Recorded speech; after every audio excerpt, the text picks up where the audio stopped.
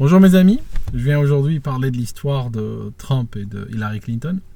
Alors avant de commencer, avant de vous dire mon avis sur la question, tout d'abord quelques remarques. Je suis toujours étonné de voir des Occidentaux vivant sous nos latitudes, genre en Angleterre ou en France ou ailleurs, se disputer et parfois en arriver même à bloquer des gens sur Facebook et tout ça, basé sur l'opinion que les uns et les autres ont sur la présidentielle américaine. Je trouve ça complètement débile parce que ce qui va se passer, c'est que ni vous ni moi, nous n'allons voter pour ces candidats-là. D'accord ? On peut être tous pro Hillary Clinton ou tous pro Donald Trump. Ça ne va rien changer. Ceux qui vont élire l'une de ces deux personnes, c'est les Américains qui vont se réveiller le matin et aller voter. D'accord ? Voilà, donc nous on peut toujours juste en parler. Maintenant, si vous voulez, moi j'aurais bien aimé que les Américains donnent le droit à l'humanité entière de voter dans leurs élections présidentielles. Parce que, effectivement, comme leur président se considère comme le président du monde, d'accord, et qu'ils foutent la pagaille un petit peu partout, et que finalement, parfois ce qu'ils font va nous influencer tous, directement ou indirectement, ça serait quand même bien s'ils nous laissaient voter. Je trouve que là, il y a un gros déni de démocratie de la part des États-Unis. Ça, c'était le premier point. Autre remarque que j'avais envie de dire, juste comme ça à titre personnel, n'est-ce pas ?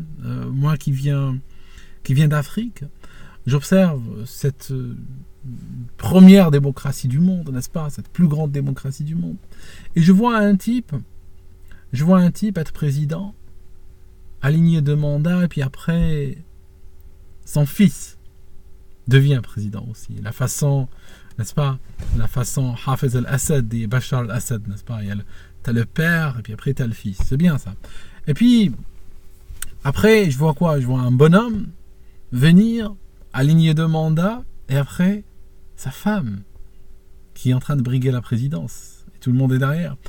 Donc, effectivement, quand je vois ça, honnêtement, je peux vous dire, je me dis, nous sommes tous dans la même merde. Vraiment. Ça signifie, je me dis que toutes ces histoires-là, toutes ces histoires d'élections et tout, finalement, sont réglées entre des clans, d'accord, qui aujourd'hui commencent à manquer de tête, à tel point que ils n'ont plus d'embarras ou ils n'ont plus de honte à te sortir le fils ou le frère ou la sœur ou la femme de ménage ou n'importe qui, tu comprends ? C'est ça. Ils auraient pu au moins faire un petit peu, comment dire, pour nous donner l'impression, faire le coup d'Obama. Tu sais, l'Obama, on sait même pas d'où il est sorti. Hein. Tellement ils l'ont sorti comme ça dans ses doux qu'il y a des gens qui se demandaient même s'il était américain. Quoi. Ils ont l'impression qu'il l'avait ramené de Mars. D'accord ? Ils auraient pu tenter un coup pareil. Mais non, ils nous reprennent la bonne femme d'un président qui n'a pas été un gros président, n'est-ce pas ? Voilà, donc ça c'est le premier point. Deuxièmement, je vais vous dire un truc. Trump ou Hillary Clinton. Sincèrement, je vais vous dire ce qu'il y a au fond de moi. Au fond de moi, je suis quand même étonné parce que j'aurais voulu que la première démocratie du monde, n'est-ce pas ? J'aurais voulu qu'ils nous servent deux candidats différents. J'aurais voulu que les démocrates et les républicains nous sortent quand même des présidentiables qui ont un peu plus de gueule, un peu plus de retenue, qui ont un peu moins de casserole peut-être aussi, même si c'est très dur à trouver de nos jours. Hein. Mais j'aurais voulu cela, mais on fait avec ce qu'on a. Alors ça, jusque-là, c'est juste une introduction. Autre point dans l'introduction, c'est qu'il n'y a pas de troisième candidat dans cette élection. Ça signifie qu'il y a Hillary, ou il y a Clinton, je veux dire. Je crois que c'est comme ça que ça va se régler. C'est Hillary ou Clinton. Mais je vous dis un truc. Il n'y a pas de troisième choix. Il n'y a pas de troisième candidat. C'est soit on est pro-Trump, soit on est pro-Hillary.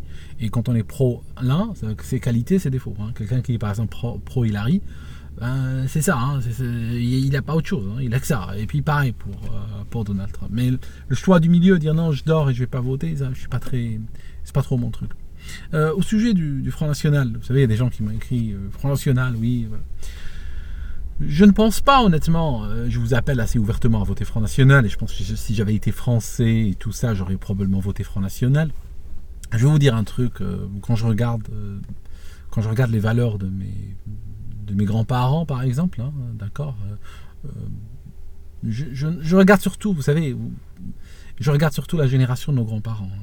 personnellement. Je n'ai pas j'ai pas une grande estime pour la génération de mes parents, parce que venant d'Algérie, j'ai la perception que nos grands-parents nous ont offert un pays et la génération de nos parents l'a vendu à l'international islamiste. Donc aujourd'hui, il nous reste quoi? Il nous reste à faire comme j'ai fait, partir à l'étranger ou essayer de s'enraciner quelque part. Hein.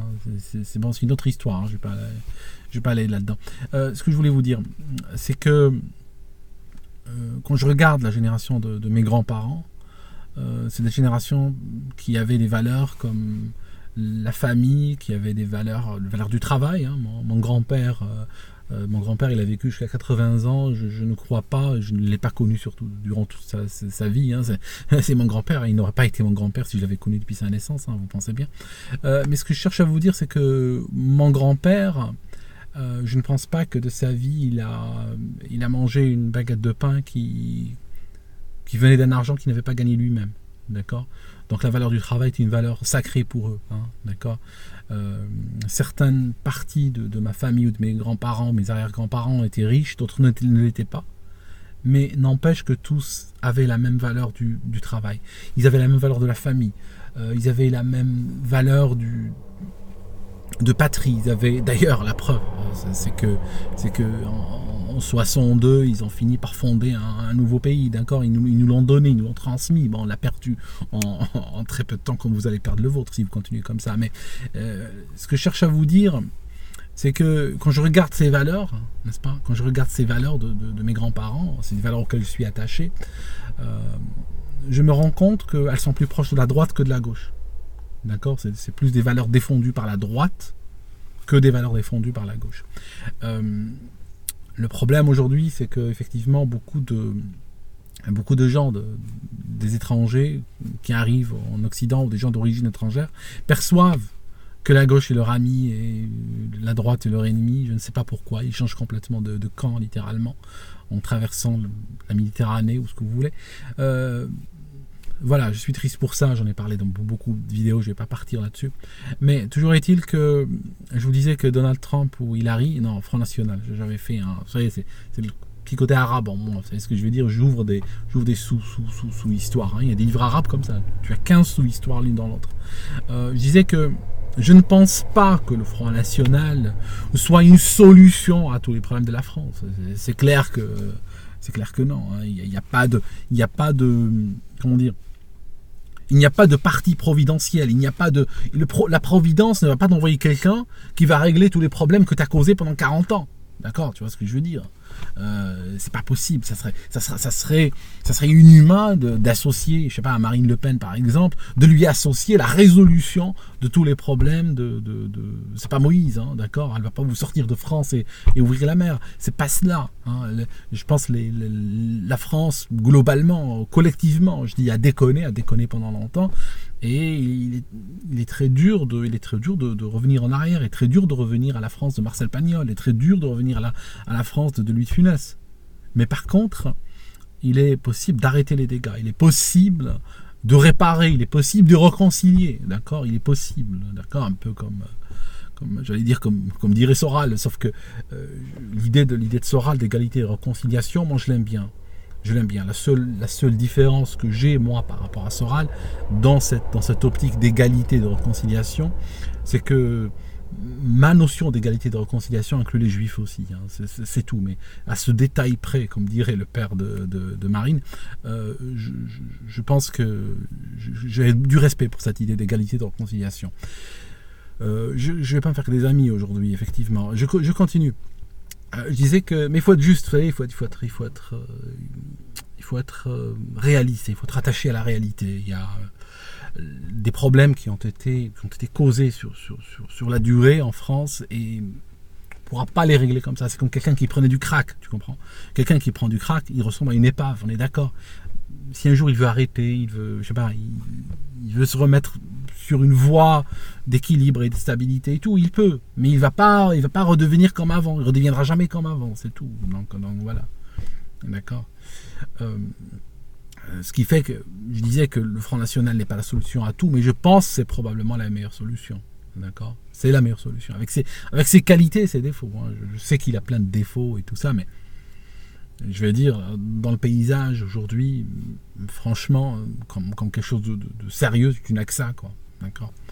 Je disais qu'en termes de Donald Trump et Hillary Clinton, moi évidemment, je ne suis pas quelqu'un de très, très au fait de la politique américaine, hein. Je ne suis pas correspondant à la Maison Blanche non plus, hein. C'est contrairement à beaucoup de vos journalistes qui se prennent pour des correspondants de la Maison Blanche. Ils ont l'impression de tout savoir. Moi, je ne prétends pas tout savoir. J'ai regardé quelques vidéos de Donald Trump parler, j'ai regardé certaines d'Hillary Clinton et tout ça. J'étais au courant de ces histoires de mails d'Hillary Clinton qui sont sortis et tout. Et effectivement, il me semble tout à fait raisonnable de soutenir Donald Trump. D'accord ? Je suis complètement Donald Trump. Je veux dire, cette Hillary Clinton, elle veut causer des guerres. Elle provoque la Russie, hein, tout le système aujourd'hui.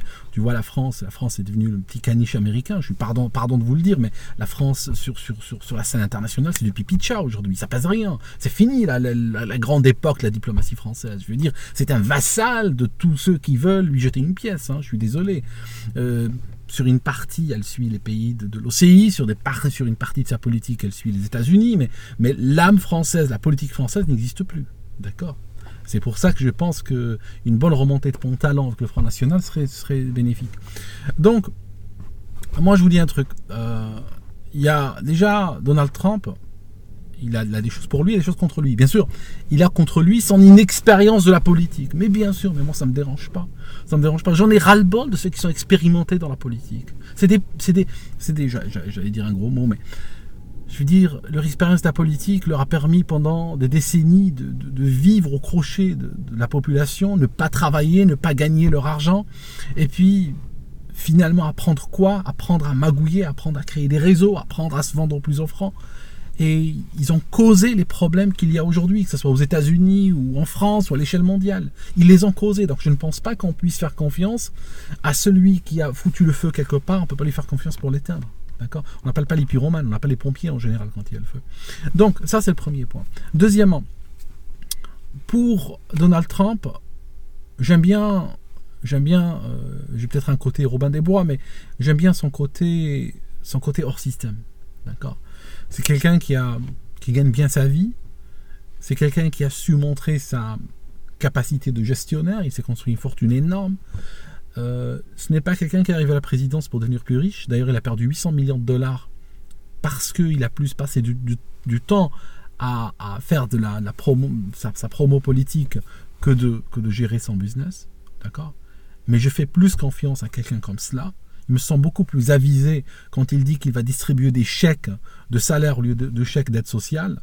Je pense qu'il est apte à faire cela. Alors que Hillary Clinton, elle va acheter la paix, elle va acheter, elle va sacrifier l'instant, enfin elle va sacrifier l'éternité pour l'instant. Pourquoi ? Je t'explique. Problème des gauchistes. Mais ce jeu ne va plus marcher très longtemps. Je vais te dire un truc. Problème des gauchistes est le suivant. Le gauchiste, c'est quelqu'un qui, imagine le père de famille, un matin, qu'est-ce qu'il fait ?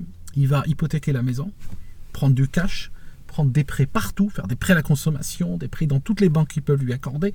Il prend des prêts. Et il commence à claquer. D'accord ? Il commence à claquer. Faire des fêtes, acheter des voitures de luxe, faire des voyages 5 étoiles et tout ça. Et le truc que je veux te dire, c'est qu'au début, ce train de vie marche. Bien sûr, parce qu'au début, il peut venir te montrer ses photos ou te les mettre sur Facebook et te dire « Regarde-moi comment je vis, regarde-toi dans quelles conditions tu vis. » Tu vois, je peux me payer des choses, toi, tu peux pas te payer. J'ai une vie beaucoup plus confortable que la tienne. Il peut le faire, bien sûr. Et en plus, il a raison. Parce que vraiment, il est en train de dire ce qu'il est en train de dire. D'accord ? Par contre, le truc, ce n'est pas, comme on dit en anglais, sustainable. Ce n'est pas quelque chose qui va s'inscrire sur la durée. Il est en train de tout claquer, en train de tout gaspiller. Il viendra le jour où il devra payer tout ça. D'accord ? Et voilà. Et c'est là qu'il va se prendre le mur. Alors, si un père de famille fait cela, n'est-ce pas ? Si un père de famille fait cela, c'est clair qu'en 6 mois, 1 an, il est à genoux. Hein. Il y a des gens, ils ont gaspillé littéralement des gains de loterie en quelques années. Un père de famille peut partir très rapidement par terre. Un pays, c'est plus lent.